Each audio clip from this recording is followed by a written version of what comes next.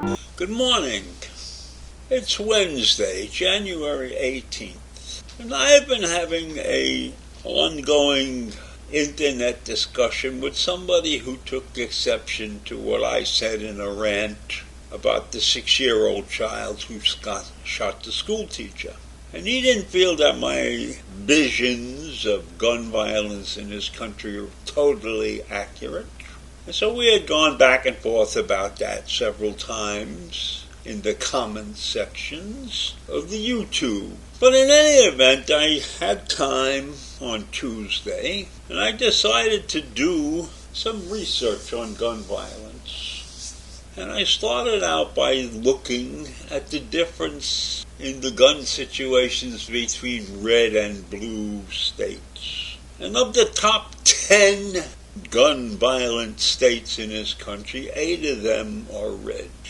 And then I looked further in and I could see that there were more red states with much higher per capita deaths. And that's the way they measure these things, per capita death, because if you just look at the total numbers, they will skew toward the states with the highest population. If you have more people living in the states, you'll have more gun violence, etc. So it's always measured per capita. Like, for instance, New York, which is very populous, has a number of gun deaths of 4 something per 100,000 people. Whereas if you look at Louisiana, they have 15 or 16 deaths per 100,000 people. Okay? So clearly the shootings that go on in these states per capita indicate that the red states are worse than the blue states. But then one of these arguments is that the reason that the red states are doing worse than the blue states is because the red states have blue cities in them, see? So then I go and I look up the information about cities, and I find out that of the top 50 cities in this country by population, 39 of them are run by Democrats. 11 of them are run by Republicans, and 3 of them are run by independents. So I thought maybe it's true. Maybe that the Democratic cities in the red states are the cause of why those red states are performing so badly in gun violence. Said I go and look at Louisiana. And Louisiana has 2 cities that are considered large, and although these are not in the top 50 largest cities, but they're the largest cities in Louisiana. And those cities are New Orleans and Baton Rouge. And in those cities, the death rate is over 30 per 100,000 people. But the overall state death rate is 15.75 per people per 100,000. So maybe there is something to be said for the fact that these blue cities exist in certain states. But that's not true in all the red states. So as I mentioned before, most of the cities, the large cities, are blue. And that's true. So I went further into the analysis based upon our discussion to see what else could possibly affect the gun violence densities in the red states. And what do you think I come up with? Something that is so obvious that I feel stupid that I went through all of these exercises. I looked at the gun laws, the strictness of gun laws. I found a chart that indicated to me the strictness of gun laws, and it graded the gun laws around the country from A through F.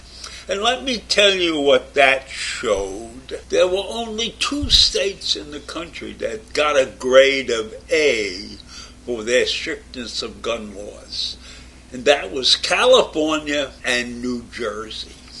And California did not have a great death rate.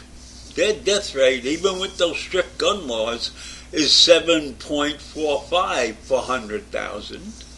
And New Jersey, while it had another A, was only at 4.75.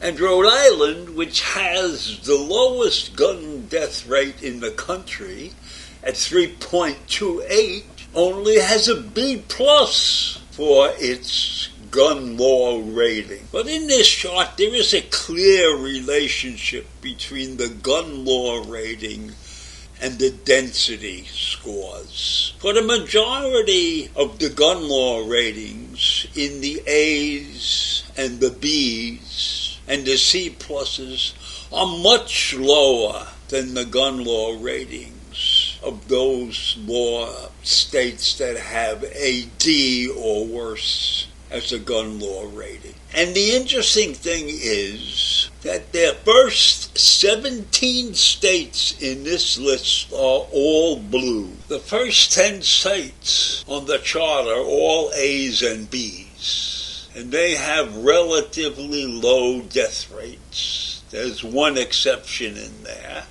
I don't exactly understand why that would be an exception with a B rating in the gun laws, but maybe they're not enforced. Who knows?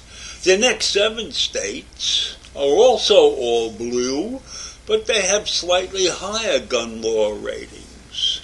And then beyond that, there are 2 states with relatively good gun law ratings that are red, and their death rates are okay, in the 8 and 9 range. So all in all, this was a terrific exercise, looking at the death rate versus the gun laws. And then what was very disappointing is that we have 33 states that are ranked at D and below in their gun laws. And most of those states are red. And most of those states have the highest gun death rates. So it doesn't matter whether they're talking about the blue cities or the green cities or whatever they want to call those cities. The fact remains that the combination of good gun laws plus the right political environment